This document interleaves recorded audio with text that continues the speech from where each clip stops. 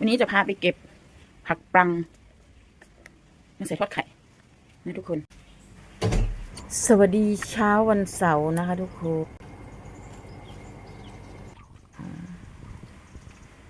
วันนี้เราจะมาเก็บผักปรังกันนะคะ แล้วก็ผักสังได้1 ยอด